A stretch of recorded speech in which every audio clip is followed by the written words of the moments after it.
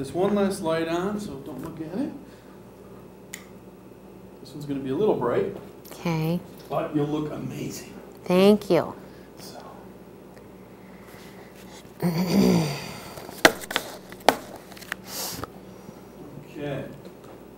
Just going to close this about halfway. All right. And I'll give you your countdown.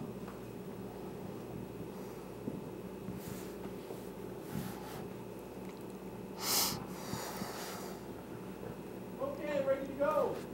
In 5, 4, 3, 2, 1. Hello, my name is Lynne Torgerson. I'm running for Congress in the 5th Congressional District of the state of Minnesota. This includes the beautiful city of Minneapolis and its surrounding suburbs where I was born and raised. My opponent, Keith Hakeem Ellison, is from Detroit, Michigan. I want to first thank CTV North Suburbs, a local community television station, for allowing me as a candidate 10 minutes to speak to my voters. Thank you, CTV, for this valuable opportunity. Now, I'd like to give you some background on myself. I was born and raised in this area. I attended college at the University of Minnesota, Minneapolis campus. There, I got degrees in political science and psychology. Thereafter, I attended William Mitchell College of Law in St. Paul, Minnesota. While there, I was on law review and eventually graduated with honors. After that, I obtained a position with the Honorable Ralph J. Geffen, the United States Magistrate for the United States District Court, Central District of California.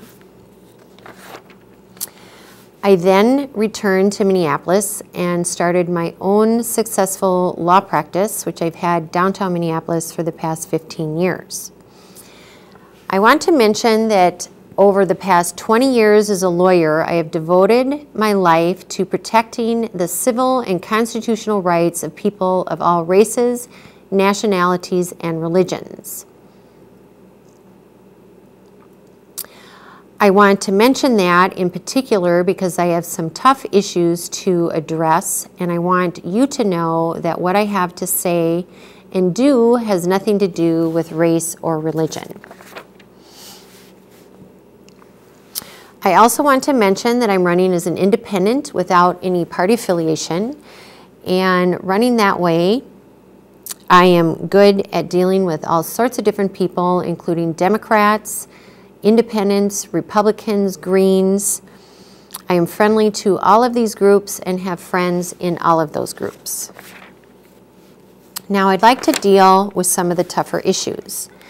I'm running for Congress because I want to keep and protect the America's freedoms, the American dream, and the U.S. Constitution.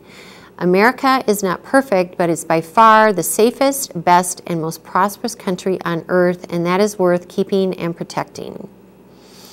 I also want to wake up America to the threat of political ideological Islam.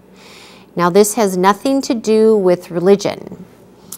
Only a small part of Islam, which is the worship of the moon god Allah, is religion. The remainder is a rather hostile foreign political ideology that is at odds with our U.S. Constitution. I also want to address some issues with my opponent, Keith Hakeem X. Ellison. These are all names that he has taken during his lifetime. Keith Ellison, for most of his adult life, has associated himself with the most extremist groups around. While in college, he aligned himself with the Nation of Islam, headed up by Louis Farrakhan, which espouses racism. Since college, he has associated himself with an organization by the name of CAIR and its founders and leaders. CAIR is spelled C-A-I-R and stands for the Council on American Islamic Relations. This organization has ties to terrorism.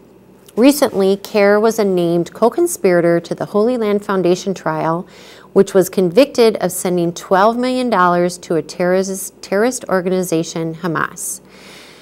CARE also helps Keith Ellison raise funds, and Keith Ellison helps CARE raise funds. CARE is a radical Islamist organization whose founders and leaders have been quoted as espousing the elimination of the U.S. Constitution and replacing it with Sharia Islamic law. In contrast, I stand for the freedoms established by our forefathers and which are framed in our U.S. Constitution. I also want to talk to you about the very difficult concept of the threat of radical Islamism, also known as political ideological Islam. This is different than the religion part of Islam. This is important because estimates are that of the 1.2 billion Muslims in the world, approximately 12 to 15% have been radicalized. This amounts to approximately 150 million radicalized Muslims. That is roughly one-half the entire population of the United States. Radical Islam comes in two forms. One is the standard terrorism with the blowing up of planes, trains, and automobiles. The second form is hidden, and it's coming to America. These radical Islamists who hate America are coming here, getting jobs, becoming involved in politics, and they wish to take over America from within. They wish to eliminate our cherished U.S. Constitution and our freedoms and replace them with Sharia Islamic law. Radical Islamists need to be exposed and stopped. I am the person to do this.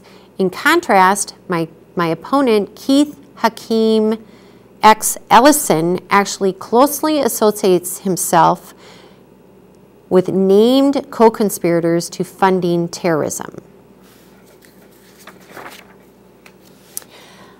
Another example of problems of radical Islamism in our country is a recent infringement on our First Amendment freedoms of speech.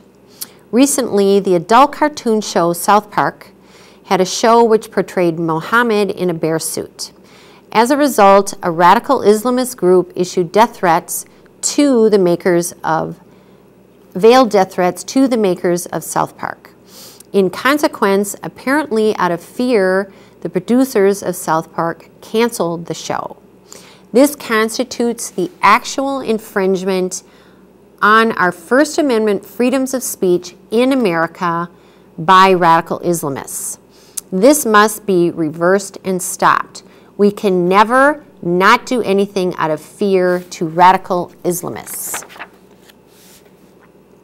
I also want to talk to you about a lighter topic, and that is the development of clean energy. We in America need to develop clean energy. This is another way to both protect and grow America. We need to develop our sun, wind, water, and geothermal, which is underground, resources. This would address so many needs in America. It would create clean jobs, it would help the economy, it would help the environment, and it would also reduce our dependence on foreign oil. We need to develop alternative sources of energy and reduce our dependence on foreign oil because I'm told America spends approximately $400,000 a minute on foreign oil. I am the person to help protect America's freedoms, not my opponent, Keith Ellison, who actually helps suspected terrorist funders. So vote for me, Lynne Torgerson, this November and help me protect America by ousting Keith Ellison from office. Thank you and God bless.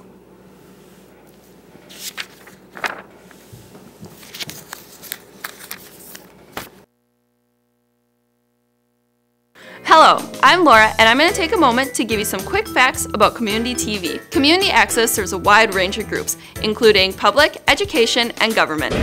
These PEG centers exist through franchise agreements between cable companies and cities. Cable providers offer channel capacity, facilities, and equipment to community access centers as a partial compensation to communities for their use of public rights of way. This compensation provides the local population with a diverse, independent, and local voice through community media. Our community media station, the North Suburban Access Corporation, is also commonly known as CTV North Suburbs. We are a nonprofit organization governed by a board of directors representing the 10-member cities. The Access Corporation provides three things. It promotes programming by and for the community, manages the access channels and the access facilities, and encourages public use of communications. The purpose of CTV is to provide access to cable communications for the public and to promote and protect the public's right to use community television. As a nonprofit, CTV serves the public. We are here to provide you with a unique access to an effective media outlet. The bottom line is, we exist for you.